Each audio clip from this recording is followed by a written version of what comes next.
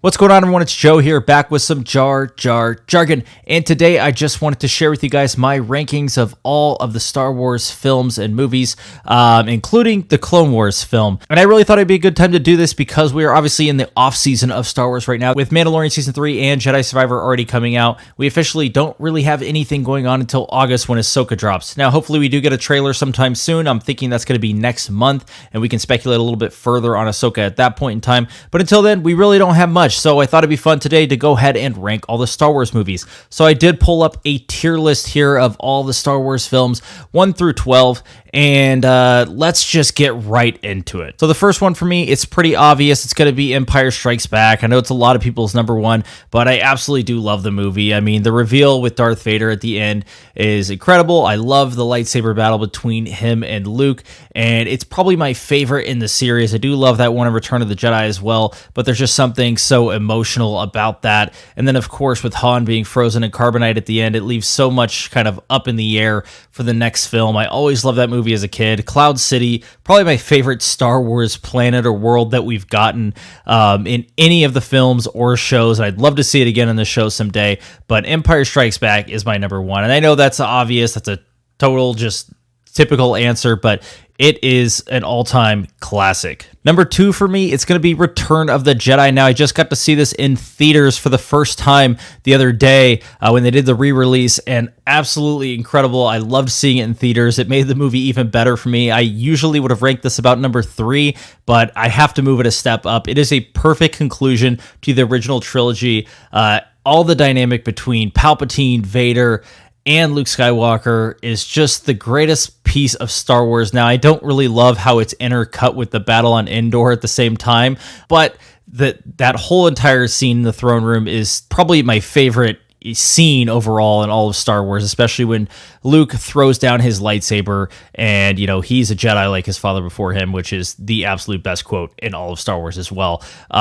Not including some of the memes from the prequels, but you gotta love Return of the Jedi. But like I said, seeing it in theaters really did bump it up from number 3 to number 2 for me, which leaves the original Star Wars for number 3. Now, obviously, I wasn't around in 1977 to experience this one in the theaters either, but there's just something so, pure and classic about it. It's a typical hero's journey. We get introduced to our heroes of the story, Luke, Leia, and Han, and of course, all the Ben Kenobi action is great as well. The lightsaber battle in this is horrific, I'll be honest, but, it gets a pass because it came out in 1977. So for that reason, though, I gotta rank it below 5 and 6.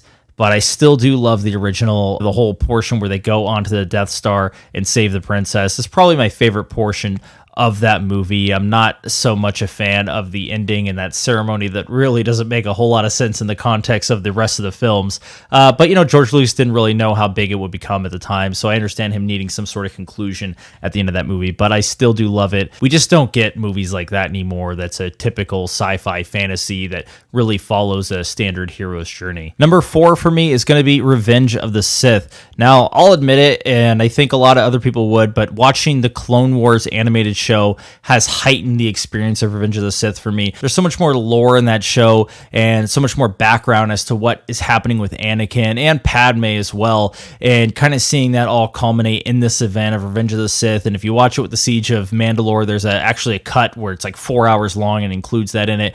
Oh my gosh, it is absolutely incredible. And I mean, once again, great lightsaber duel between Kenobi and Anakin. I mean, who doesn't love that duel, Mustafar? I mean, it's definitely better than anything we got in the Kenobi show, that's for sure. And Hayden really stepped up his game in number 4, obviously from Attack of the Clones, where his acting was a little bit wooden.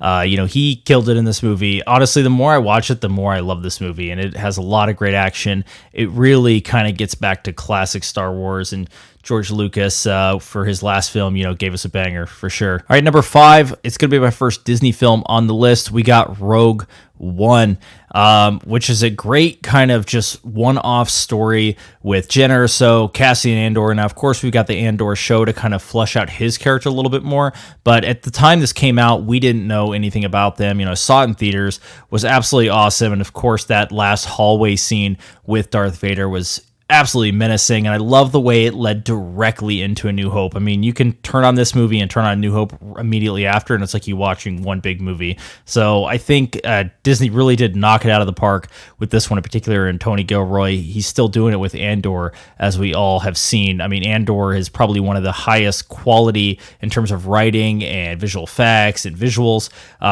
shows that we've seen from Disney. And this is just another one that I've come to appreciate more and more. And I think with Andor Season 2, that's going to lead directly into Rogue One. We're in for a treat there. So I hope actually we see some of the other characters. Chirrut was awesome. So I'd like to see some of those characters come into Andor as well, but I don't know if they will, because casting's kind of on his own journey, and it all culminates in this event, which is really cool. All right, so number 6, this is going to probably be my most controversial opinion. It's actually going to be Attack of the Clones. I am a huge fan of this movie. I know there's a lot of cringy moments between Anakin and Padme. The dialogue is very cringy at times, and the acting is a little wooden at times as well. But that being said, I can look past the meme lines, the I don't like sand, and when he's professing his love to Padme, he's a teenager. He's not going to have the most swagger when it comes to that. And I don't blame Anakin for that, but it makes sense for Anakin's character considering where he came from and kind of the upbringing he's had, and then being raised by the Jedi as well, that he might be a little socially awkward. But that's obviously not what I love about the movie. What I love about the movie is the Kenobi kind of side quest.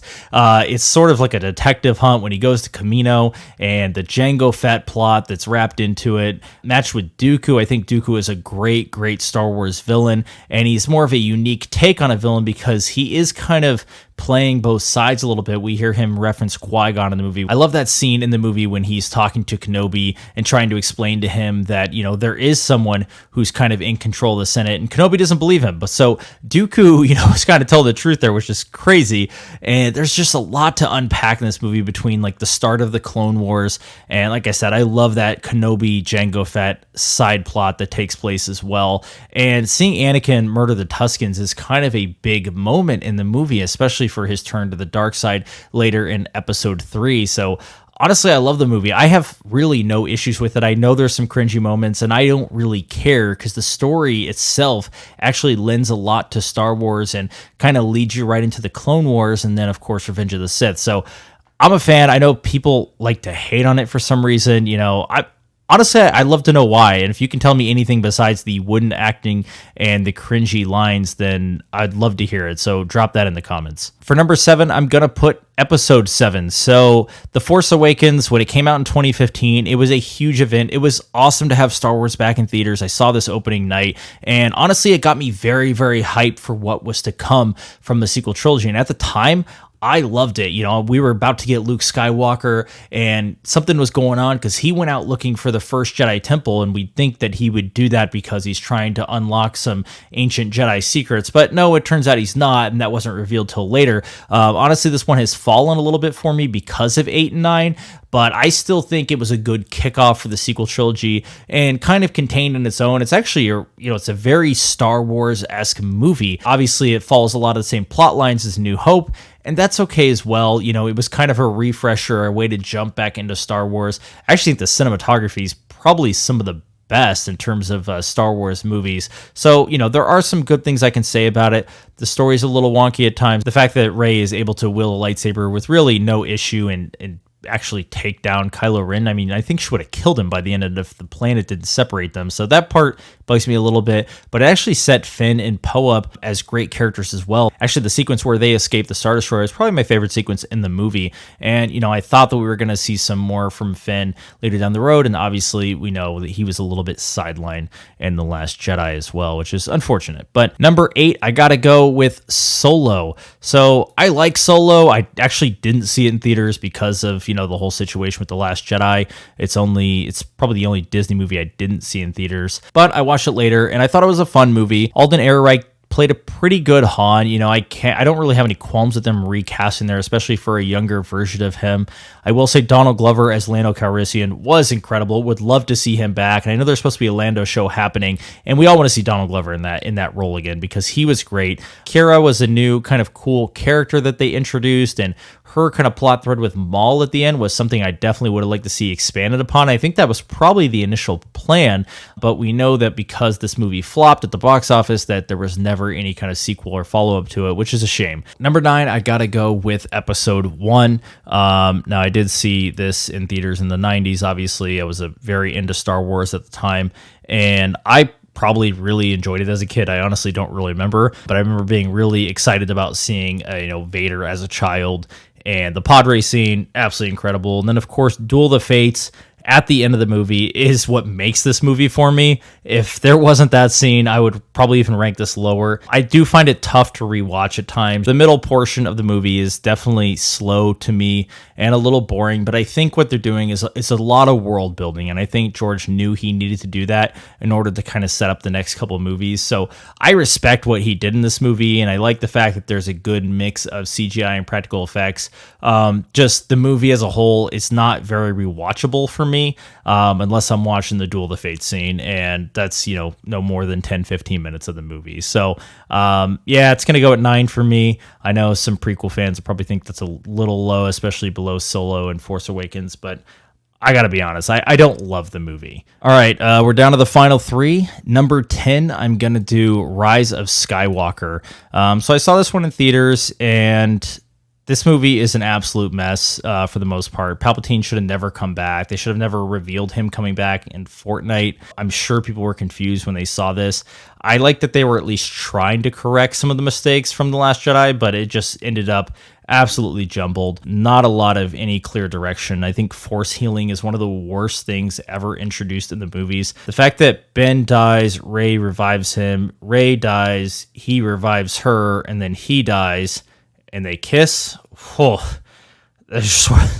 It's terrible. That being said, there's still 2 movies that I would say are worse than this, because at least it's fast-paced. It's very much a space opera that just doesn't really fit some of the lore, which is kind of my issue. Somehow Palpatine returned, and we may never know how, but I know they're going to try and explain it through the New Republic era shows now. There is one scene that I do absolutely love in this movie, and that is when Han Solo is talking to his son Ben. I'm really glad that Harrison Ford came back to do that, at least because we know Carrie Fisher had passed on, and that probably would have been her scene. And then, of course, I actually really like the flashback of Luke and Leia training, because that's something that we would have got in Legends, but we know it didn't amount to anything because Leia didn't become a Jedi and didn't want to. Number 11, I am going to put the Clone Wars movie. Now, this movie is completely pointless. The only reason for this movie is to see how Anakin is introduced to Ahsoka. Honestly, it just could have been in the TV show, and I would be fine with it. I actually, when I watch the TV show in chronological order, I throw the movie in there as well. Of course, I'm going to. But as a standalone, honestly, the movie makes no sense at all. This movie had no reason to be released in theaters.